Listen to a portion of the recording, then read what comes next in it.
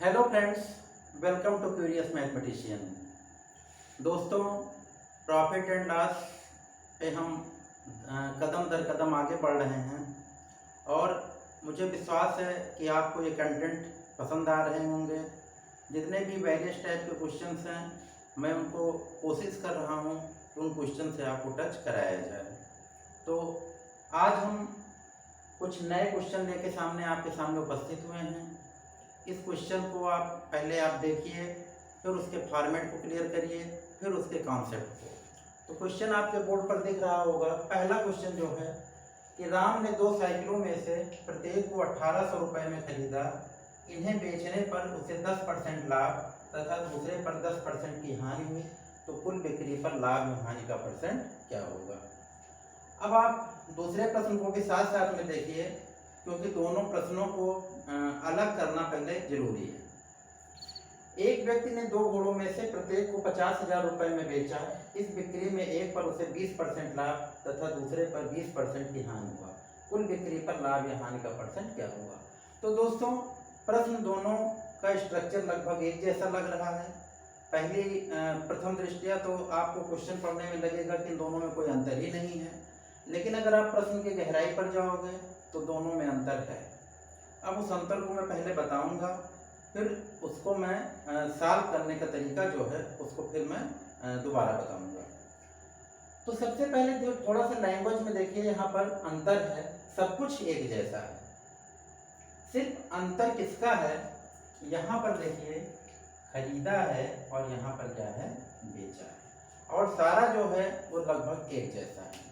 तो सबसे पहली बात कि क्वेश्चन में आप लोग डिफरेंस करना सीखिए कि कभी कभी ऐसा होता है कि आप जो बहुत ही माइन्यूट डिफरेंस होता है उसको आप वहाँ पर जज नहीं कर पाते हो एग्जामिनेशन हॉल में, और उसकी वजह से क्वेश्चन गलत हो जाता है। और सबसे बड़ी बात यह है कि जो आप सोचते हो, आप जितना सोच सकते हो, वो सारे आपके विकल्प में दिए होते हैं।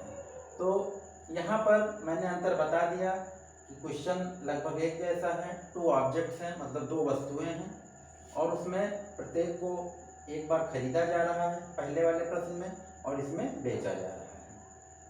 और इसमें दोनों में एक जो इक्वलिटी है क्वेश्चन में, वो क्या है कि यहाँ पर 10% लाभ है और दूसरे पर भी 10% की हानि है। इस क्वेश्चन में आप देखें 20% का लाभ है और 20% की हानि है। तो दोस्तों, सबसे पहली बात तो इसमें कि जितने परसेंट का लाभ होगा उतने परसेंट की हानि होगी। ये पहले टाइप का क्वेश्चन है, अभी आपको चेंज करके भी मिलेगा, वो मैं नेक्स्ट लेक्चर में बताऊंगा। तो पहले इसमें इन दोनों क्वेश्चन में क्या अंतर है, इसका स्ट्रक्चर आप समझ लीजिए। पहले क्या फॉर्मेट है क्वेश्चन का कि 2 वस्तुओं के सीपी समान है। सीपी का मतलब क्या होगा आपका, कॉस्ट प्राइस। 2 वस्तुओं के सीपी समान है, पहले को अगर x% लाभ पर बेचा जा रहा है तो दूसरे को x% लॉस पर बेचा जा रहा है। तो यहाँ पर 2 वस्तुओं के क्रय मूल्य समान है, और जितना पहले वस्तु को जितने % लाभ पर बेचा जा रहा है, और उतना ही दूसरे वस्तु को उतने ही % के हानि पर बेचा जा रहा है। तो आप स्ट्रक्चर अच्छे से समझ गए होंगे। यहाँ पर देखिए जो दूसरा क्वेश्चन है, मैं दोनों क्वेश्चन को साथ साथ में लेकर चल रहा हूँ ताकि आपको अच्छे से उसका डिफरेंस क्लियर हो सके।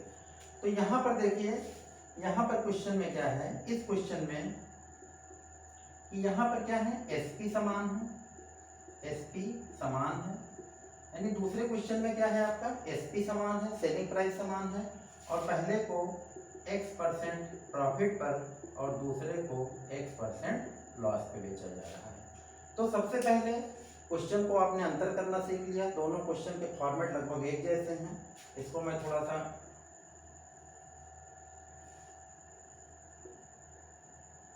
ये यहाँ पर आपका ये सीपी है और यहाँ पर आपका क्या है, एसपी है।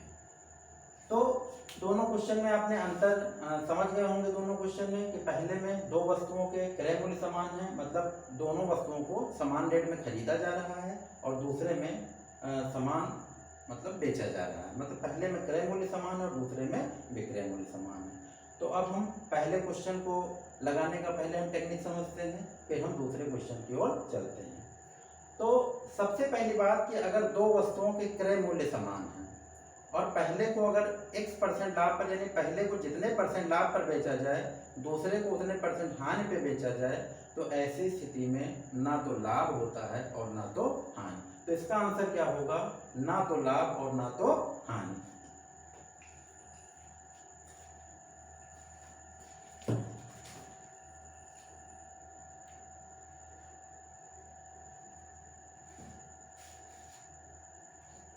तो यहां पर जो पहला होगा इसका आंसर क्या हो जाएगा?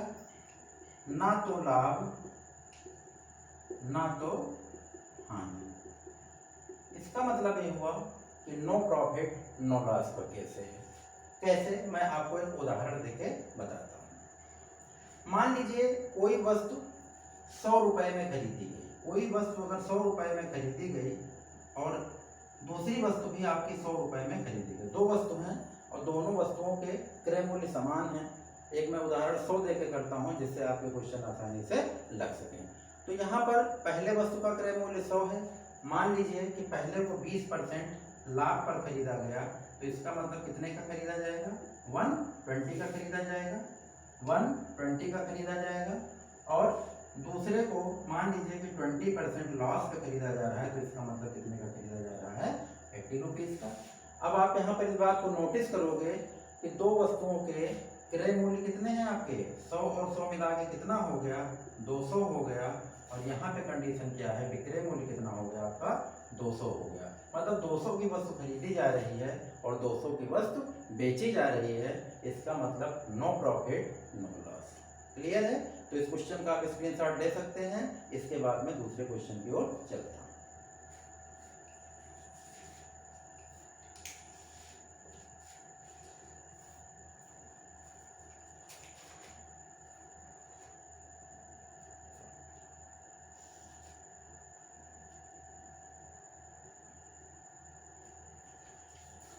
चलिए अब हम दूसरे क्वेश्चन की ओर चलते हैं।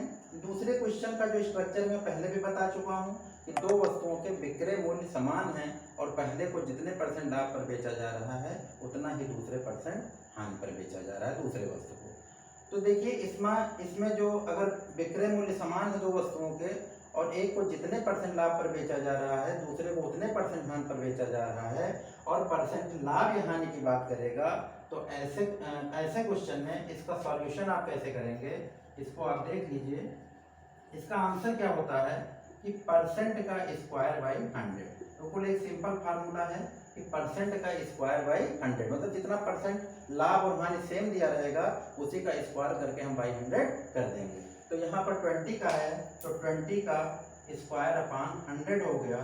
तो 20 का स्क्वायर कितना हो गया आपका? 400 हो गया। और 400 को आपने 100 से डिवाइड किया तो कितना हो गया? 4%। और ऐसे कंडीशन में हमेशा क्या होती है? हानि होती है। तो इसको याद कर लीजिए आप कि अगर क्रय मूल्य दो वस्तुओं के समान है, दोनों के लाभ और हानि का % सेम है, तो ना तो लाभ होगा और ना तो हानि होगा। और अगर दो वस्तुओं के विक्रय मूल्य समान है तो ऐसे में उस % का स्क्वायर करके आप उसको 100 से डिवाइड कर दोगे। तो 20% का स्क्वायर कितना हो गया? 400 और अपान 100 कितना हो गया? 4% लॉस। और ऐसे क्वेश्चन का आंसर हमेशा हानि के रूप में होता है। तो अब हम अगले लेक्चर में, क्योंकि मैं सरल से जटिल की ओर चलता हूँ, इस वजह से अगली बार जो नेक्स्ट लेक्चर होगा उसमें लाभ और हानि का % अलग अलग होगा और उससे जो संबंधित आपका जो टेक्निक्स हैं उसको मैं बताऊंगा। तो आप लगातार वीडियो को लाइक शेयर और सब्सक्राइब करते रहिए और अब हम नेक्स्ट लेक्चर में फिर मिलेंगे। Thank you.